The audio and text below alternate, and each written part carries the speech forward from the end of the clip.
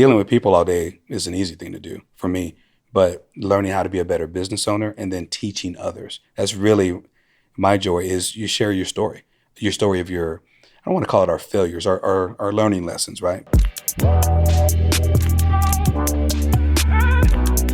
I don't throw darts at a board. I bet on sure things.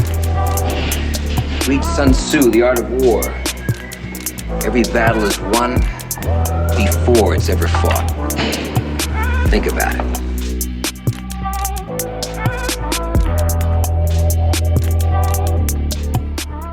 Welcome to another episode of the Profitable Property Management Podcast. I'm your host, Jordan Wella, and I am here with Brian Phelt from Upfront Property Management based in San Antonio, Texas.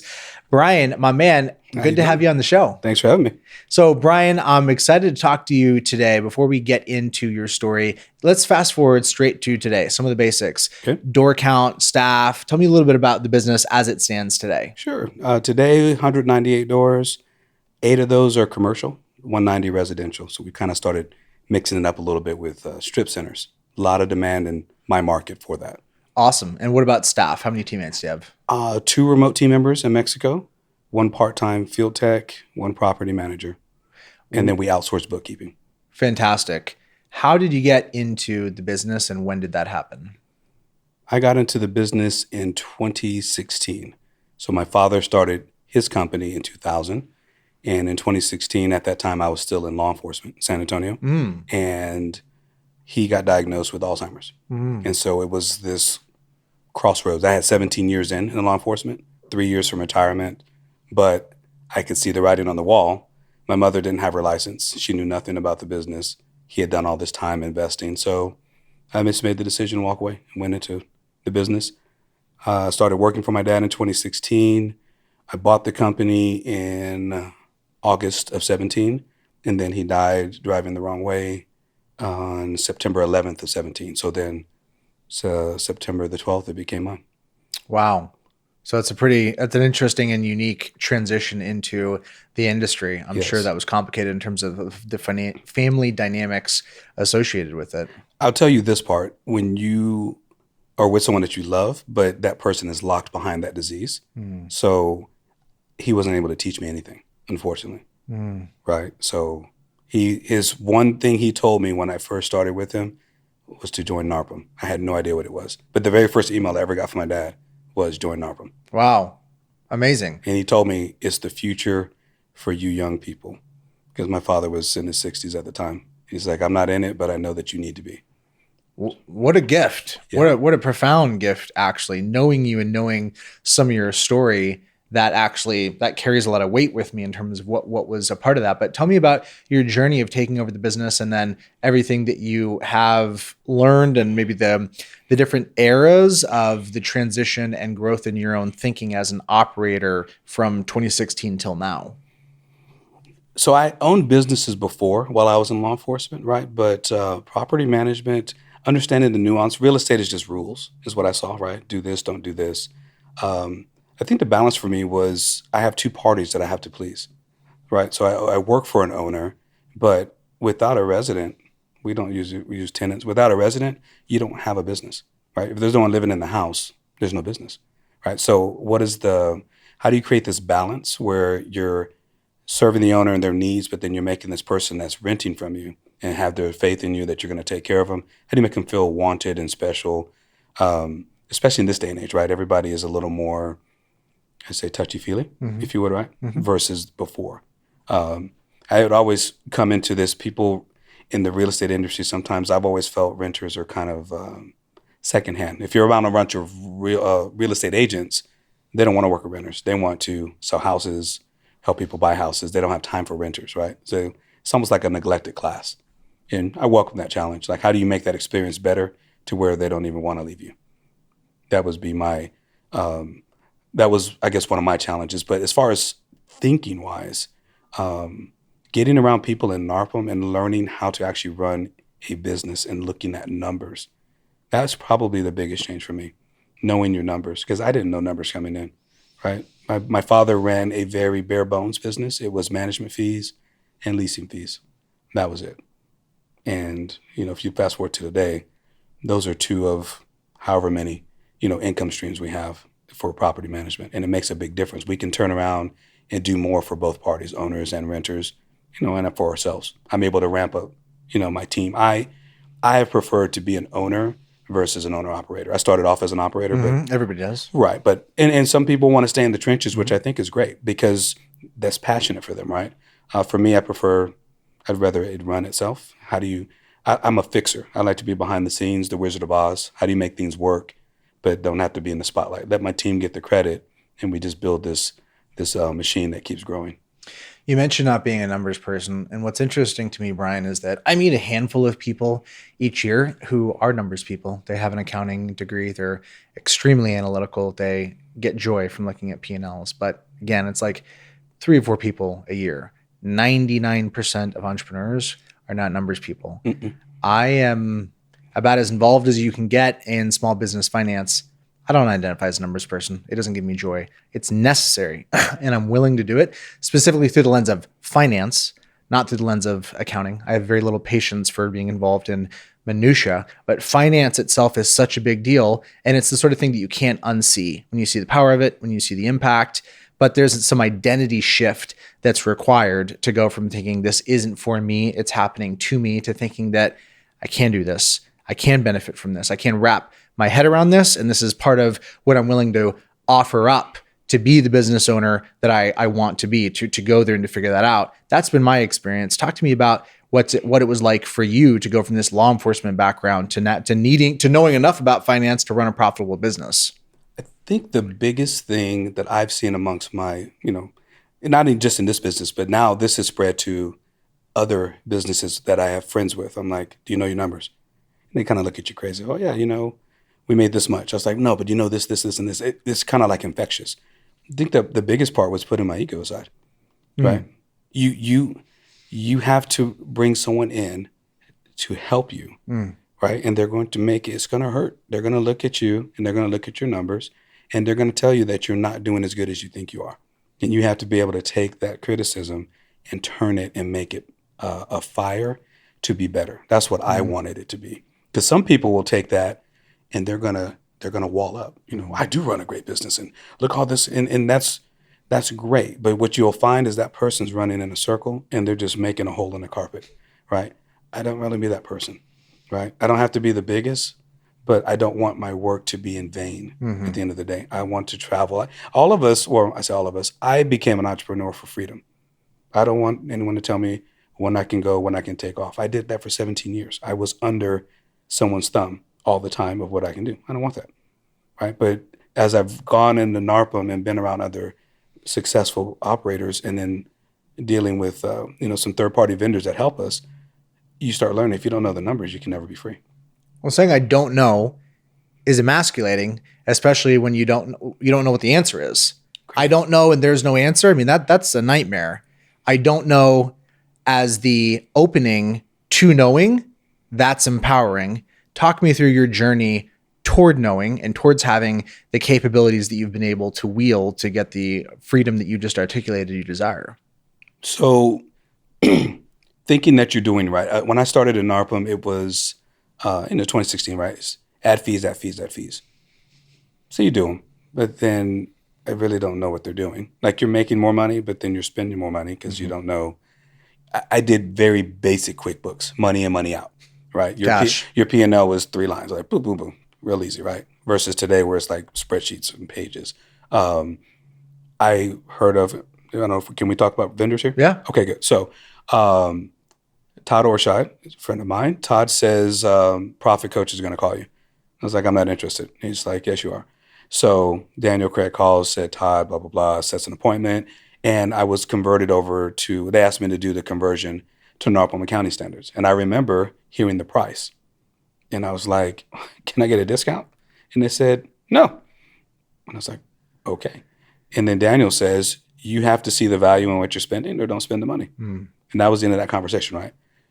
A month later, I called back and I was like, okay, I'm ready.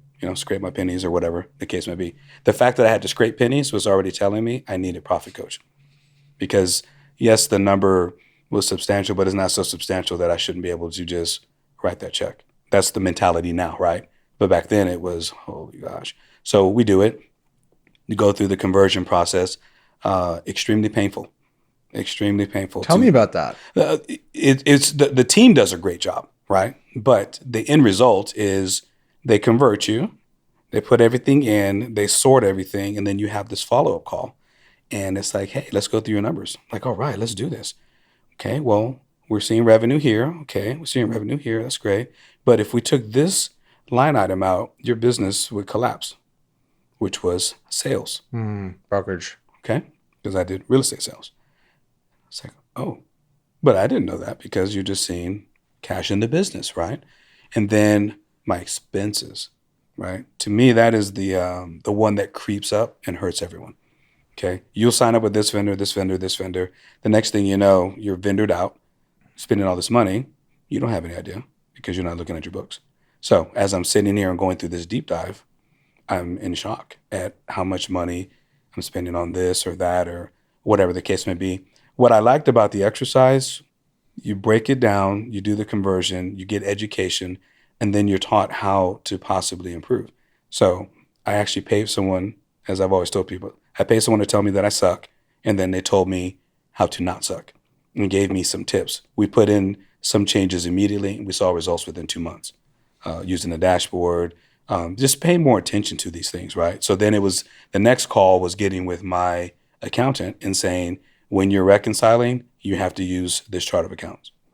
And so now we can meet and we can look and have these deep dives.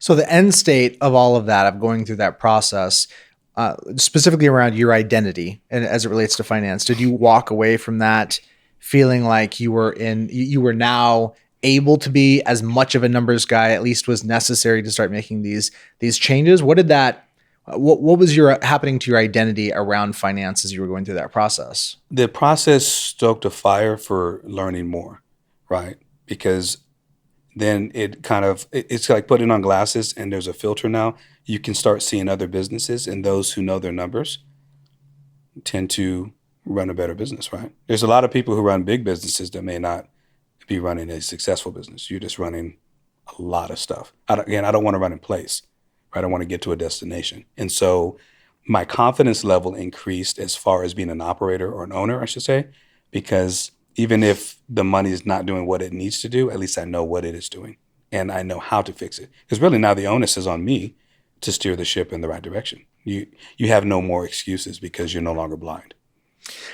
One of the reasons that I love talking to operators at your size is because a lot of folks miss just how much profit and how much free cash flow can be generated with smaller portfolios. Mm-hmm. In spite of everything I've done in my career, all of the communication and conversations that have been had, there still is some sense that if you really want to get a lot of cash flow, gotta go big. You need 1,000 doors. You need some weight, some heft. And yet I have consistently seen operators around 200 doors generate a disproportionate amount of free cash flow. I want to hear from you. If you were speaking to somebody that's at exactly the same door count, and their story, Brian, is business is hard. It's a grind, man. Not making a lot of money, surviving, right? In some ways, people glorify it. They almost want to relate because of the struggle, et cetera. What would you say to somebody in that position around what the business could be from a different vantage point and lens? Process automation has been key for us. I would say the last 12 months has really made it to where everybody. So I went through, we onboarded with Lead Simple, I want to say December of last year. December, we switched over from, we were with RentBridge and HubSpot. Great company, had a great time. But one of the things that came out of switching to the accounting standards was how much money was going to process automation. And is there a cheaper solution? And the answer was yes, right? So we found it, we go through, so we build these processes out, and then I lose my property manager at the end of May, okay? I hire a new property manager, and now I see the benefit of process automation because the new property manager has all these questions. Your playbook's already written, okay? My remote team members in Mexico, they know what they need to do all the time.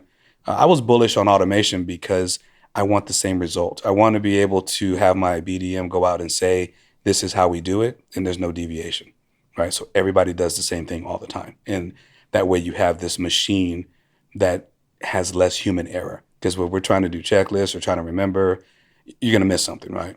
And so she comes in and takes over as a PM, and within 2 months, she's on her feet. Like, she doesn't need any help or guidance because the processes are there. You can't really get lost. So we put in the work up front on that. And I would tell somebody, even if they're running lean on their own, if they were to automate some of their processes, there'd be less brain. You have brain fatigue when you're trying to run it all, right? So automate some of this, put it down, and be able to see what it is. Because what you're doing, I used to explain to my property manager, the old one would say, I'm so stressed. And I'm like, why? Because I have all this stuff to do. And I said, show me, write it out, right? And what you would see is this person might write 4 things down. And the problem is, I tell people, you have finite space in your head, right? But if you write it out, you have infinite space, right? And the problem is you're trying to keep it all in while worrying about their phone ring and worry about this, all these other things. So to me, the automation portion of it takes away, like, what do I need to do next? So right in front of you. You don't have to worry about it. Just take care of what's right in front of you and you'll be fine. You mentioned the upfront effort. I feel like that there is still an evolving conversation in the industry to really understand and get and be as candid as possible about how much effort it takes to get up and running. You're talking about for automation? Yeah, exactly. Because people can still have expectations of like, well, I'm paying you, you're the vendor, you should blah, blah, blah. The reality is it's a tool, it's software. There is a lot of effort. I want to talk about that. And then I want to talk about what the ending point is, and then how you update your processes over time. But how much work was involved? What expectation would you set for someone around the resource lift internally for you to get the outcome and get over the hump? If you can't dedicate an hour a week, you're going to have to reevaluate the way you're running your business, right? And that's not a negative on anybody, but it's a small investment. But it's the greatest investment because it's time, right? The one thing we all cannot buy enough of, right? So you put this time in now to have the freedom later. It's no different than saving a little extra cash now and investing so that you can have more money later on. Same concept, right? It's not a heavy lift, but it's almost like doing your conversion again. If you don't have process, we were fortunate that we had gone through this exercise before, right? And so we were just basically bringing it into a new architecture. And figuring that out and seeing what was, needed to change. The first time I did process automation, we took large Post-it notes. So if you actually get the Post-it note brand, you get those, and then you get different color small Post-it notes, and you literally write out your processes, right? So one big Post-it note might be move-ins, and then you have different colors for every person and what their task is. Once we put it on paper, then we translated it into electronics. So you went through all that effort and now you have something that's stable, but talk to me about the endpoint and the evolution. What precipitates making an update to your processes now? Who's responsible? How do you go about that? Real-time usage. We will go through something and realize something's not working, right? With the software we're using now, it's literally a matter, again, me being the owner and watching what's going on, I can log in and make an update. It takes me less than a minute. And now this process is fixed. So now I spend my time fine-tuning instead of having to be in those trenches. If you're on that side, if you're an operator, it still won't take you that long. You're going to know it's not working. Like, I keep running into this problem. For example, we switched from Rhino to an in-house security deposit thingy. So I took that line item out for our RTMs to send something to Rhino and instead to register somebody here. It's just changing. And I don't even have to hit a save button. As soon as I update it, it's real time. So in terms of your focus day to day, obviously everybody wants to work on the business instead of in the business. Some folks are more successful than that at others. How would you describe the breakdown of your cognitive focus and what pieces of the business you're focusing on day to day? My biggest thing is client satisfaction, right? Our reputation is what's going to, if you're doing it right, people are going to be happy, right? We suffer. We don't have enough reviews. Right, you always hear people talk about that, but that's one thing that we're lacking in. And so that's become a focus for Q4 is how do we work on people saying, oh my gosh, you're great, but then we just leave it there. So that's a step that we're adding. So my day-to-day a lot of times is just scanning through some of the email traffic that may come in. We've recently moved over to Slack for inter-office communications, which has been, I would say, a great thing to keep us out of our inboxes because Once someone gets in their email inbox, they're buried, they're lost, and then their focus is gone. Or it can be overwhelming for some people. Not everyone has the same temperament is one thing I've learned over time, right? So I handle stress differently than the next person. And I cannot expect them to do things the way I do them. If I come in and like, why are you stressed out? It's not a big deal. Well, maybe it's a big deal for them. Like, how do you fix that? And I would like to spend a lot of my time crafting, I guess, working the business around people's abilities, right? So part of the hardest part, I think, of moving to working on the business is you have to trust those who are running the business, right? So you have to trust your PM is going to get it done. They might not do it like you, but if you give them the guidelines and the structure to work within, then they're going to get it done. Trusting your people is related to being a manager. Talk to me about your background in law enforcement and what tools or concepts you've ported over from that background and applied in this context. The biggest one is probably your listening abilities, right? Being able to paraphrase. So that has helped, especially with resident relations, right? Somebody calls and complains, right? Active listening, paraphrasing. Are you familiar with the concept of paraphrasing? No, tell me. Okay, so you're giving me your problem, and I'm going to ask you if I can repeat it back to you, what I heard, and I'm going to read it back to you. And you're going to say, oh, no, that's not what I said. I'm sorry. Please tell me what you said again. They're going to say the exact same thing. And I'm going to repeat it back to them because they don't really realize how foolish they sound. But you don't want to call them out and say, I can't believe you called me with this crap. Instead, you're going to paraphrase it back. Late fees. I'm upset that I got charged a late fee. Okay, I'm understanding that you're upset that we enforced a part of your lease. Is that what you're telling me? And they're going to say, no. I'm mad that I got charged a late fee. I'm sorry. I didn't realize I misunderstood you. What exactly is it that you're upset about? You guys charged me a late fee. It's like, but we don't charge late fees here. I said, we simply enforce the signed documents between two parties.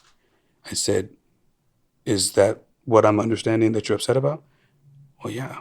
So would you like me to enforce one side and not the other? So when you need pest control service, I should ignore that because you want to ignore this part. Well, I'm not asking that. Well, what is it that you would like me to do? How do I fix this for you? They don't really know. They just want to talk. When we heard. I'll give them 10 minutes, right? 10 minutes can turn something around, right? Now, some people say, I don't have that time, this and the other.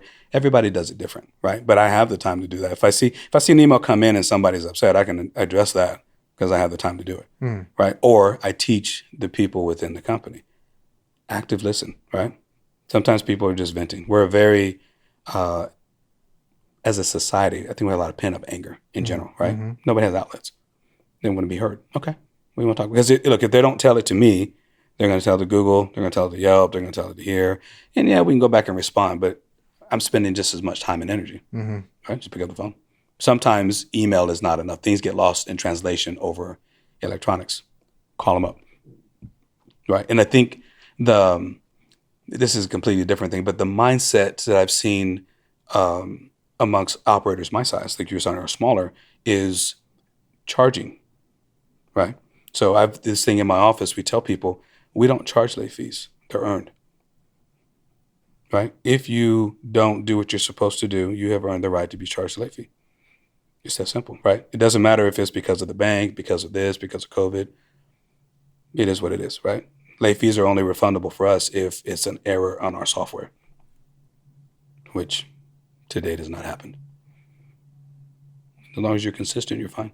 When people know that you're consistent, they're going to try, and they're going to get upset, but you're hitting them with logic, and you just, it's a lot of it is in the way you communicate it to them. So that would be the biggest thing in law enforcement, right? Is you talk about trusting each other, but if your people have great abilities and you don't micromanage, I think they have the ability to either shine or falter, but you're not going to know until you give them that chance, right? So I don't like to macromanage. I think the data will prove itself at the end of the day. If they're getting the work done, I don't need to check in every 5 minutes to see what you're doing. So you just said you don't like to micromanage. What about micromanagement? What was the management style that you experienced in law enforcement, and what shifts did you need to make in your own thinking as you came into being a leader in your own organization? You have to micromanaging. I was in highway. I was on traffic patrol, So you could be on the freeway writing a ticket and your sergeant's driving up and down the street, or driving up and down the freeway checking on you. GPS trackers, this, that, and the other. And of course, you get all that, right? But you're literally under a microscope all the time for anything and everything you do. With our team, like our RTMs, we have hub staff, which lets you, get screenshots of what they do. But the work product is what I'm looking for at the end of the day. Did you get your work done? Okay. Not I'm paying you for 8 hours, but you only worked 7 hours and 45 minutes and you're stealing 15 minutes. If you start going that deep on it, you're going to lose your people, I think, because nobody wants to be treated. I didn't like being treated that way, so I certainly don't want to. So we kind of run the company, and we talked about this at Texas Style in one of the panels, but we run it more like a family.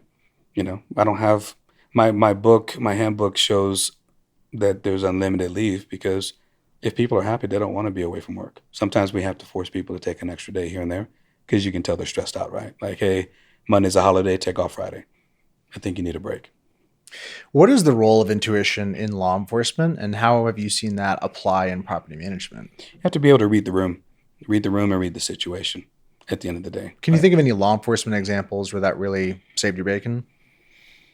Where it saved my bacon? It was critical. It was imperative that you had developed that skill. You walk up to some of these vehicles and you're reading body language. Somebody's hands are shaking.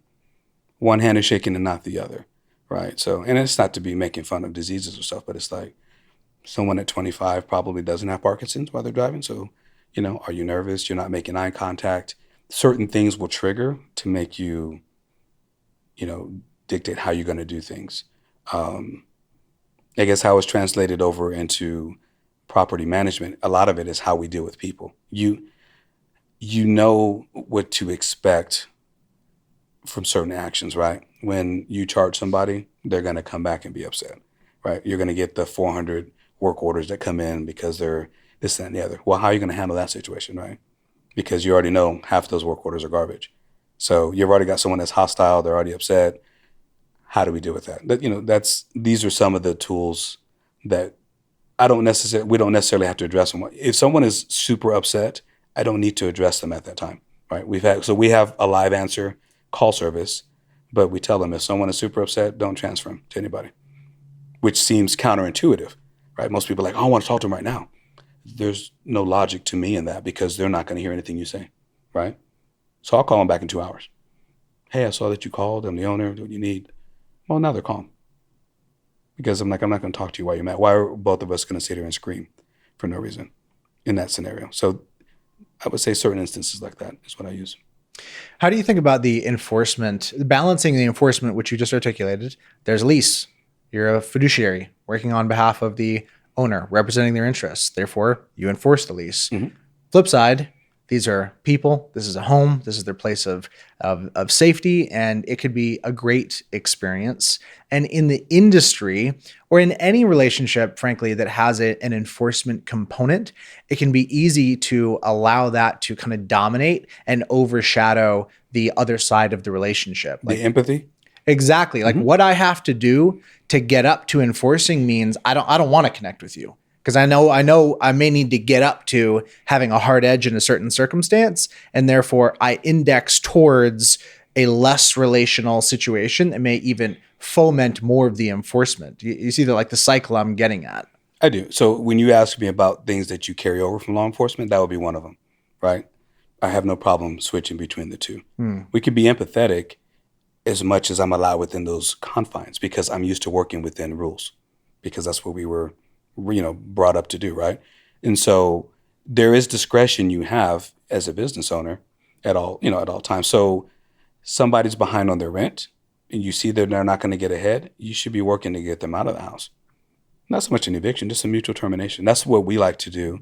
And we'll go to the owner and say, do you want to spend all this money or do you just want to cut this lease off, keep their deposit and let them go on their way? They're just going to get further down the rabbit hole because some people cannot help themselves. And you're going to have to help them, right, in that scenario. And the owners, a lot of times, they'll listen to what you have to say. It's in their best interest in that scenario. Tell me mechanically how you facilitate that. We have our attorney draft an agreement. Both parties, basically, we're not going to come after you. You forfeit your deposit. You leave the house in good shape. Your lease is now terminated. and you're paying for this agreement, right? We sign for the owner, the resident signs, they move out, we get the house back, we put it back on the market, and the deposit goes to the owner. Are we talking cash for keys? How are you incentivizing somebody to do that? I'm incentivizing them that I am not going to wreck their Credit. rental history and their credit. And some people don't know how that road looks, right? They're going to be prideful, and you're breaking it down to them. This is how the story is going to end, right? You will end up with all of your possessions on the street if you don't go down this road. So you get to pick which way the story is going to end. Give them choice. Give people love choice. Look at all these management companies with all of our multiple plans, right? A, B, C, or D. You want to bundle here, bundle there. So here's your choice. You can either bring your rent current, you can mutually terminate, or we're going to evict you. Now, where the law enforcement side comes in, you say the empathy, but I have children, right? But I'm a single mom, I'm a single dad, I'm a this, I'm a that. I did not create these circumstances in this scenario, and I'm giving you a choice, right? I'm not just saying you're evicted. I'm giving you choices. Now, you have to decide which route you want to take. Whichever route they take is the way we're going to go. And that's a lot of times people are uncomfortable giving the choice and then waiting to see what happens. So here's your choice. You have, 48 hours. What are you going to do? And, we just had one recently where he didn't take mutual termination. We went through with the eviction. He has now judgment on his record. And he was still there after it. And then we had to do a sidewalk party or a writ of possession, right? And take all this stuff. And I don't want to do that. I don't take any joy in doing that, but I didn't cause this situation, right? I'm just now having to carry out this duty. This is a random segue, but when you think about property management as a career choice, as an adjacency for people in law enforcement, does it strike you as being a particularly strong adjacency relative to the million other businesses that somebody coming from that background could get into? You're doing the same thing without weapons, essentially, right?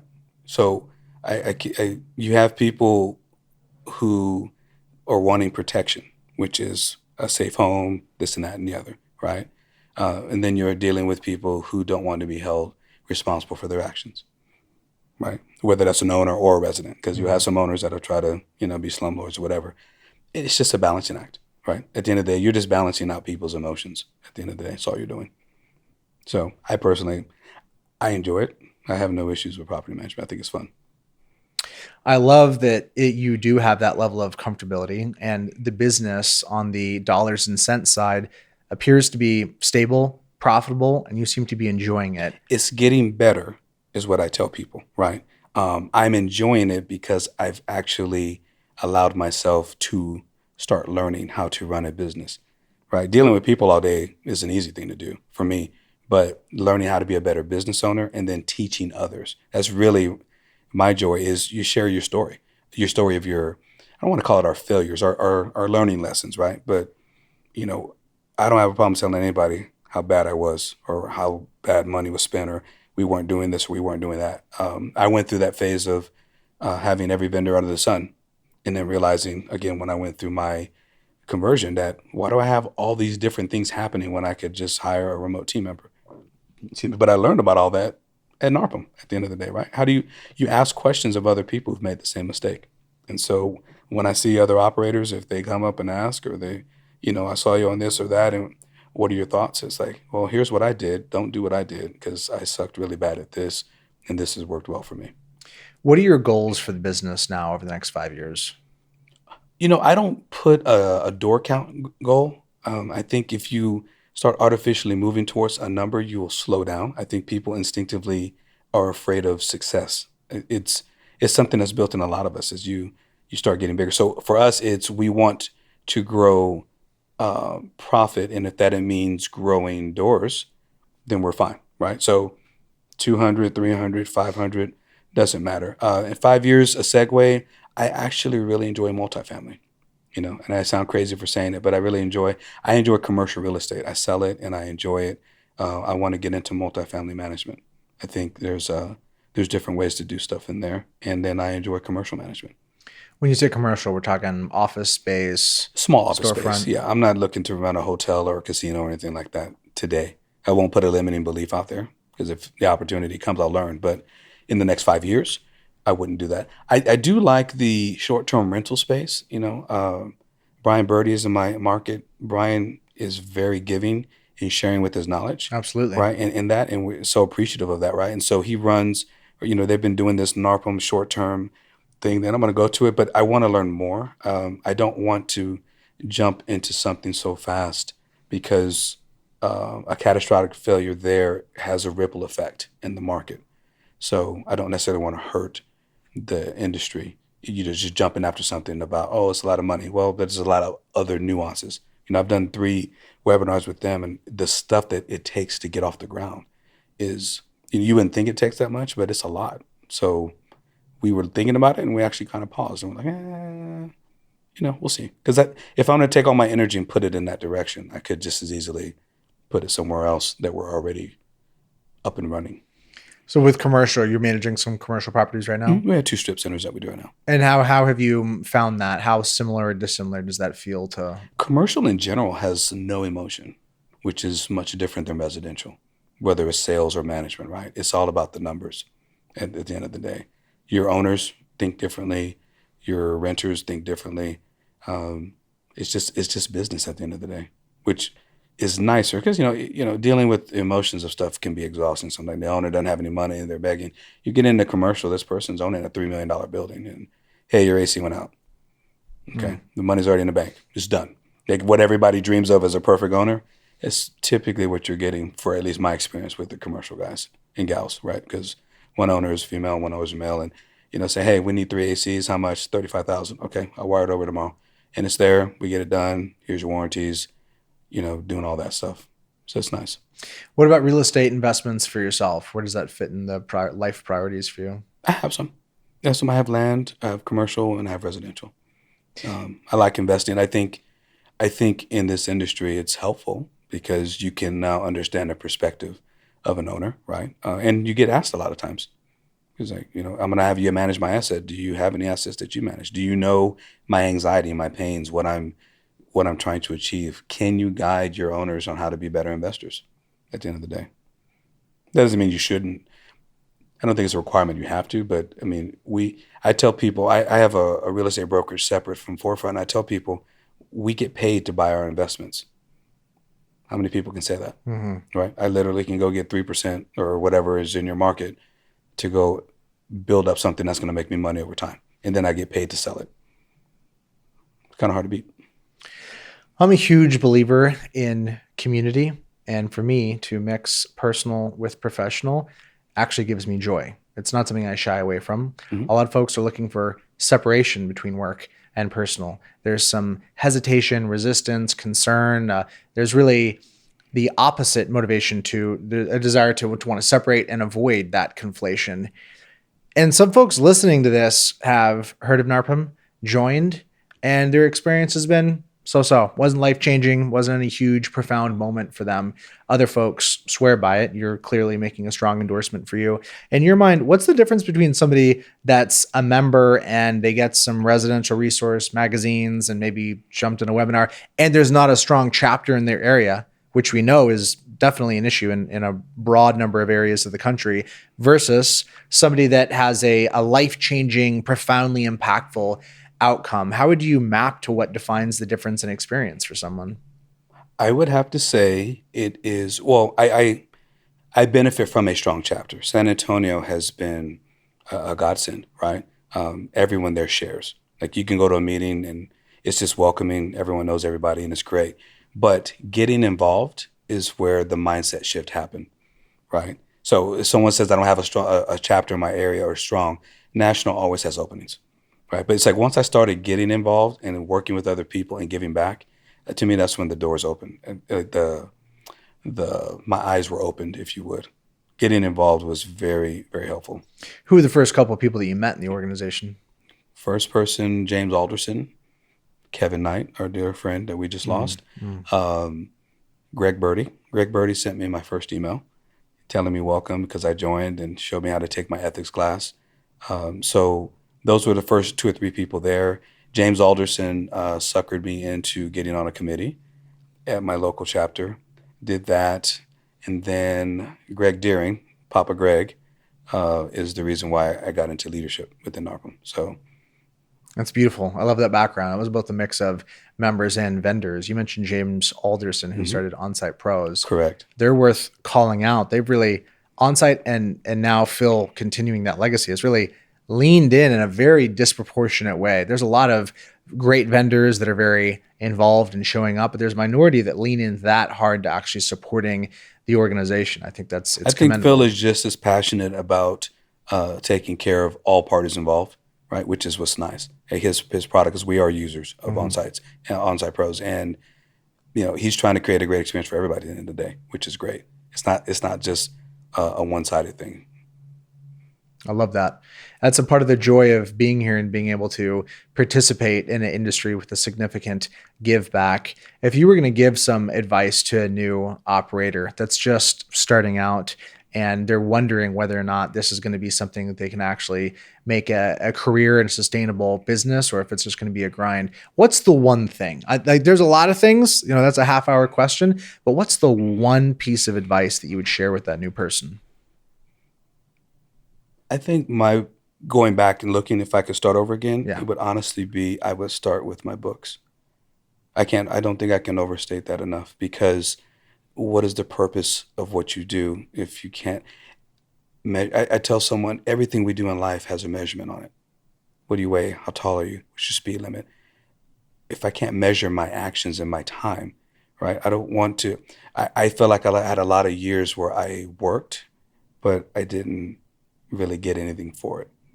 So I would want my chart of accounts set up from the first day, so that I already have a mindset that I'm looking to track these things. Because then I think your growth trajectory would be unstoppable at that point. Because really what happened is I come in, you're working, you're doing the typical operator mistake where you bring in all the crappy doors because all you're hearing is that you need more doors, right? But then they all drain you mentally and physically. And then you get rid of all of them, and then you're worried about getting rid of them, but then you actually make more money when they're gone because you can focus on other parts. It's a cycle, right, that you see everybody go through. And so when you can intercept that and get rid of that part by knowing what it is, what are your targets? So I would set my targets around my financial goals. I would run it more as a business at the end of the day, right, versus just being in there. Because, for some people, it's not about money, right? It's about the lives you touch. And I'm not disagreeing with that. But as you make more money in the company, I can actually affect more people, right? Maybe I can donate money to a homeless shelter. Maybe I can build my own tiny house community and help people get off the streets. There's all kind of opportunities you can do when you have profit. What's your one piece of career advice to a non-owner, to a property manager that's new to this industry and is wondering, is this a job or could this be a career? What would be your advice to that person in terms of how to grow and succeed and what this could be for them? Take time off. Take time off. I started 2 years ago in December. I planned my vacations for the next year. I'm working towards something so that there's never an endless black hole. Pacing. Because sometimes you get into that, right? It's like everything's going wrong. This person's up that. You could get into that, but there has to be something that you're looking forward to, right? Besides just going home. So, hey, you know what? In 3 weeks, I'm going to be on a beach or whatever. I'm going to be at Disney World with my daughter, or whatever the case may be. But you can't lose sight of why we do what we do, right? At the end of the day, which is to get away. That really resonates with me. I'm on day 6 or 7 of travel right now, and I'm going to Mexico next week, brother. But there we go, right? It's giving me stamina. It was very intentional. I knew this was going to be exhausting. Having that eyes on the prize, going to be there with family. It shifts how I relate to this as opposed to just feeling like something that's going to drag on indefinitely. So for those who don't have family and for those who don't like travel, for example, whatever the goal is, just put it on the calendar, right?